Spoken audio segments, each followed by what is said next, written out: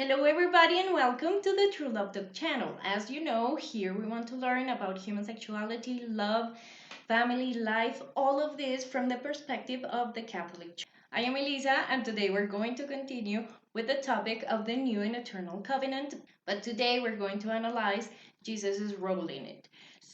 But before we begin, if you like this kind of content, please remember to subscribe and hit the bell to get the notifications every time we have new content.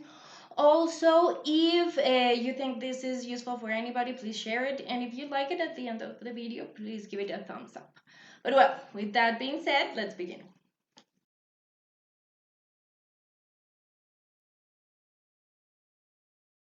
So, when we start talking about this new and eternal covenant, the first thing it's good to know is that in this new covenant, there are two redeemers, right? Mary and Jesus. Jesus is the main one, right? Because he is God and he is the one who's offering the mercy, and because he is the one who knows how to defeat death. Mary would not have been able to do it. So, yeah, he's the main person. But Mary is the co-redeemer. We have this pair of people because Mary is going to be the new Eve and Jesus is going to be the new Adam. Why do we need an Adam and Eve again? Basically, because this is how God's mercy works. And to understand how mercy works and how to clean one's sin, we have to understand what sin is, what confession is, and what reparation is.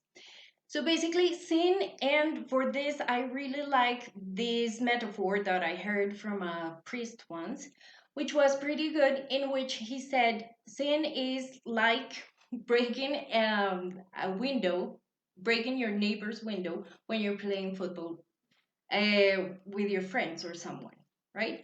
So you're playing football and the window gets broken. So confession is like walking up to your neighbor, knocking and saying, "Hey, Mr. Whomever, right? I broke your window. I am really sorry. Please forgive me for this." And because God is merciful, every time you confess a sin, He will forgive you. So, yes, of course, God is going to forgive you. And He says, of course, our relationship is fine. We can be friends. We can still be friends. We can still be together. But the window is still broken, right? So reparation is paying the window, is actually getting a new glass for that window. And this is basically what happens in purgatory. But anyway, the point is, God gives the sinner the possibility of being in the same situation he or she were in the moment they sin, so that they can repair, so that they can do the right thing and reestablish that relationship, right? So that we understand that when we are forgiven, we are truly forgiven, right? First of all, to make us responsible, but also because the person needs to know and understand that they earned that forgiveness, that it wasn't that the shame has gone away because they have done something to repair what happened. Okay, so in this order of ideas, of course, Jesus is going to be the person that repairs what Adam did when we fell, right? So let's remember what happened at that moment. First of all, Eve takes the fruit, right? She's talking with the serpent. The serpent convinces her that it is fine to eat from this fruit. She eats and then she offers to Adam. But she never forces Adam to eat it. And Adam eats voluntarily. However, when God comes home, right, or he visits Adam and Eve again, and they are hidden, and he says, "Hey, who told you you were naked? Did you eat from this fruit?" And everything that happened. The first thing that Adam did was throw Eve under the bus, right? And he said, "Yeah, no, I did, but it was my wife's fault, right? The woman that you gave me, that person." And the problem with that is that, sure, sin starts, but and the worst consequences of that action is the breaking of the spousal bond, right? When two people get married, they become one flesh. And here is Adam, who is married to Eve, and he has no problem letting go of half of his flesh just to get himself out of the hook, right? Just to save himself.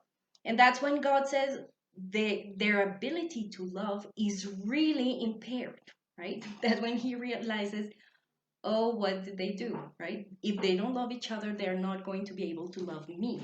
They're never going to be able to believe that God is real and that love is real if they cannot love each other.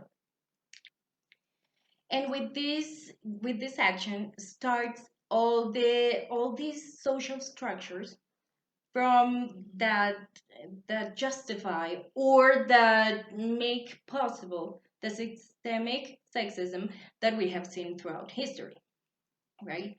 So Jesus, of course, wants, as we said on the last video, right? He dies so he can take our death and kill it, right?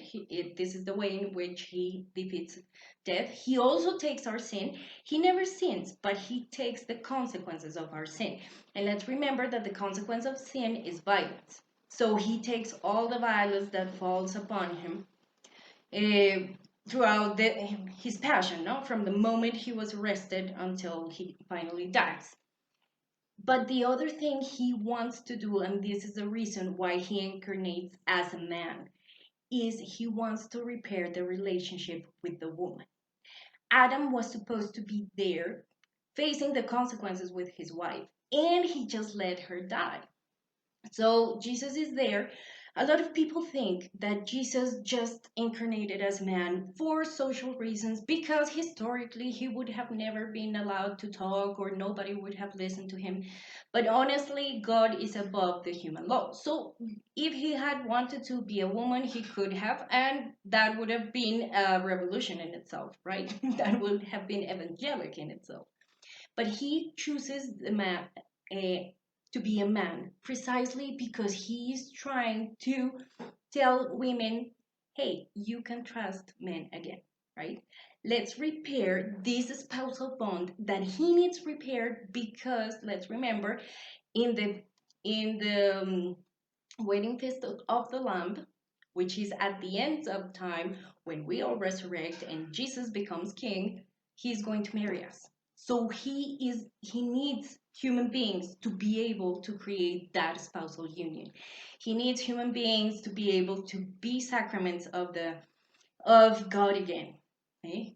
He needs human beings to be able to love again. And part of it is repairing this relationship that sin destroyed.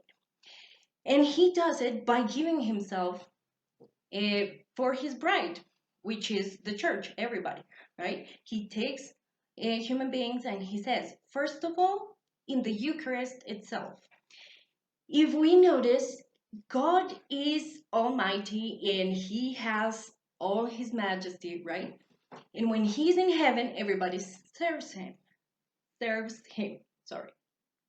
However, he chooses to become a piece of bread. And by being a piece of bread, he loses his autonomy to the point that he is absolutely dependent to move from the altar to the person by a priest. He has to be carried. And that also means that he cannot protect himself to the point that people in satanic cults usually steal the Eucharist so they can insult Jesus, basically, right? They know that Jesus is there and they steal it to be able to,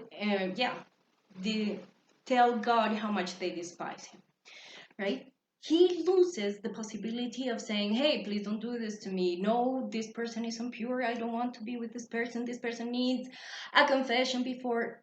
He doesn't. Okay? He gives up everything so he can feed us. So this is the first time when he gives his body and his being up for us. And then he takes the cross, which is also giving himself up and facing the consequences that needed to be faced from sin, right? Adam was supposed to be there with Eve and he wasn't. So Jesus is there for us. We, the feminine part, because we are going to be the wife, right? Because the church is the wife of Christ. We are supported by our husband to become, to face the consequences of what we've done, right? And in this way, Jesus is trying to repair the relationship between the sexes, but he's also trying to make men responsible for what they did, right? It was usual in his culture that when there were adulterers or fornicators, right, the woman would be stoned, and the woman would get the full force of the law upon her, but the man would usually get away without a punishment. And here is God saying, Jesus himself saying, hey, you're just as responsible, you have to be part of this, right? We as men cannot escape this, and that is why he forgives the adulterer that we know in John's gospel, and that is why he talks with Mary Magdalene and many other prostitutes or people that don't have the best reputation, women without the best reputation, precisely because he's there trying to tell women, hey, I am here for you, and you can stop suffering these awful consequences on your own because I am here to help you. And as women, we need to start forgiving men in believing what God is telling us and saying, okay, yeah, if he says it, it might be true. It should be true and we can trust it.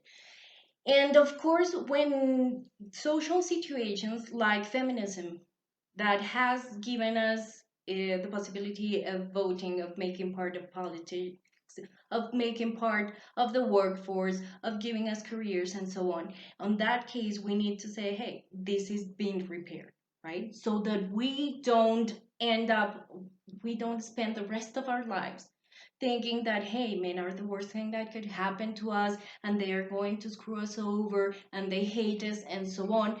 So we can forgive, first of all, for ourselves, right? So that we don't live the anger, but also to be able to live the possibilities that we're living right now, to be able to enjoy them, because many women, sure, they live the possibilities. They go to university, but still they are angry as if they had been um, they were being oppressed, or those chances were not there when they're clearly in university.